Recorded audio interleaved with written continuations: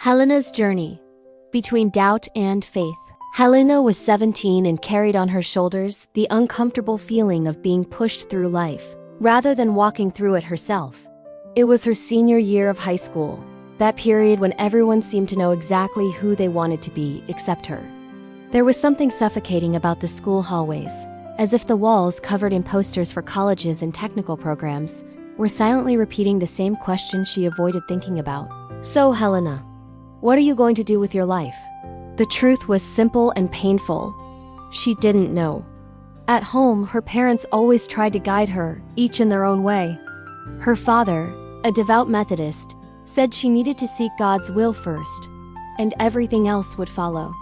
Her mother, practical and down-to-earth, repeated that the job market had no patience for dreams. "You need to choose something stable, honey," she would say. "Life won't wait for you." Helena would nod in agreement, but inside, she was breaking apart. How do you choose? How can you know? How do you decide what is responsible, yet still faithful to what God has placed in your heart? It was hard to explain that everything inside her was uncertainty. School was her laboratory for contradictory emotions. During lunch break, she watched her classmates like someone looking at two possible and incompatible paths. On one side were her closest friends since elementary school, Julia and Thales. They were studious, involved in church projects, attended the youth group, and had solid plans for the future. With them, Helena felt at peace, as if the world were a habitable place. On the other side were the new friends, if that word even applied, whom she had met in that tumultuous senior year. They were funny, intense, full of an energy that looked like freedom at first glance, and ruin upon closer inspection. They were the ones who skipped class, mocked the teachers, and were always looking for shortcuts, parties, and distractions. They used phrases like "just chill," "live in the moment," and "nobody needs to decide anything right now," as if they were recipes for life. Helena found them interesting. They made her laugh, but they also pulled her away from herself, from her core, from her values. She felt divided, between what she wanted and what she should do, between what seemed easy and what was right. And, above all, she felt lost between the echoes of what God was saying to her heart and the noise of the world that so desperately tried to silence it. One night, sitting at her desk surrounded by books she couldn't bring herself to open, Helena broke down. The tears came like an unexpected storm, tearing through everything she had been carrying for months. Her tears hit the open notebook, blurring the words she had tried to write. She tried to pray, but the words wouldn't come. So, as she always did when she couldn't find her own voice, she opened the Bible randomly, without intention, like a child asking for direction with an innocent gesture. And her eyes fell exactly on this. "Trust in the Lord with all your heart, and lean not on your own understanding. In all your ways submit to him, and he will make your path straight." Proverbs 3:5-6. Knave. Those words didn't just find her. They held her up. Helena closed her eyes and took a deep breath. Maybe she didn't need to know everything right now. Maybe trusting was enough for the time being.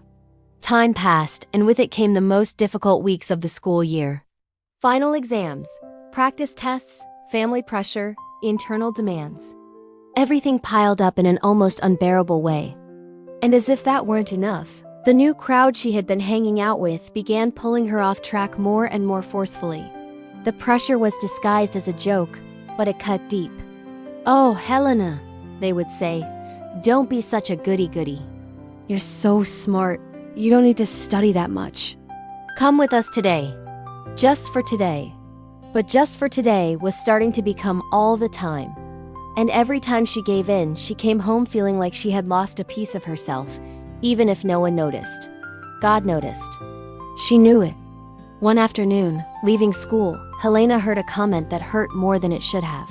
"You're too good for us, aren't you?" One of the girls in the group said, in a tone that was half joking, half accusatory. "You always have that guilty look on your face. It's just a bit of fun, Helena. You need to loosen up." It wasn't about loosening up, it was about identity. And she was moving away from hers. That night, Helena decided she needed to distance herself from that group. But it wasn't simple. They were popular. influential, seductive in their chaotic freedom. She was afraid of being excluded, ridiculed, or worse, ending up completely alone. Even so, she knew the right path is rarely the easiest one. The next day, she sat alone during lunch break, under the tree near the sports court, the place she used to hang out when she was younger.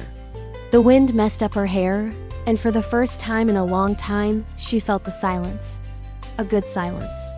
A silence that spoke of healing, of return, of realignment with what mattered. Julia and Thales approached, smiling. "Can we sit here?" Julia asked. Helena nodded without hesitation. They sat beside her as if they were simply resuming their natural place. "We missed you," Thales said. "You've been Mia." Those simple words felt like a hug. Helena smiled. For the first time in weeks, she felt she was exactly where she was supposed to be. Time moved on. Helena started attending the church youth group again, returned to studying with discipline, and started taking her faith seriously again, not as an obligation, but as an anchor. And the more she sought God, the more the pieces of her internal puzzle began to align. She still didn't know her future, but now she had peace in the present. And that was the best provision God could give her at that moment. But the biggest test was yet to come. The last week before the decisive exams arrived with the force of a gale. Those days would determine her academic future. Everyone was stressed, tense, competing for grades, spots, recognition. Helena felt fear, a fear that came from responsibility, not weakness. The kind of fear only courageous people feel because they know the weight of what is at stake. The night before her final math exam, the subject that had always been like a maze to her, panic hit her. She looked at the practice problems and felt incapable. The materials seemed like a foreign language. She was shaking, trying to take deep breaths, but the anxiety grew like a tight knot in her chest. She closed the book. She closed her eyes, and she prayed. Not a long, elaborate, pretty prayer, but a sincere one. Lord, ... I can't, but you can. The silence that followed didn't bring wind, visions, or a supernatural feeling. It brought calm. And sometimes, calm is the greatest miracle. Helena decided to stop for a few minutes. She picked up her Bible, still open to Proverbs, and let the simple truth of that promise enter her like a breath. She returned to her studies with a serenity that did not come from her. It was grace. It was borrowed strength. On the day of the exam, Helena walked the hallways with firm steps. The school was loud, full of anxious people. But inside her there was an inexplicable rest. She turned in her test knowing she had done her absolute best, and that was enough. The results came out a week later. She didn't just pass. She got one of the highest scores in her class. Her heart raced. She took a deep breath.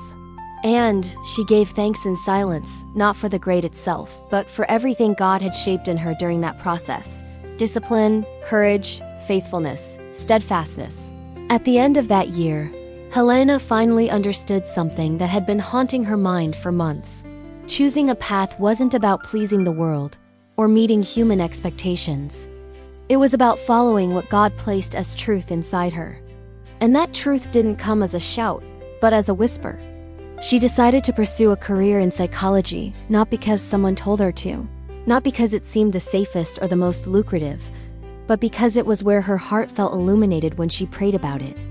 When she told her parents, her father smiled with pride, and her mother, although surprised, hugged her warmly.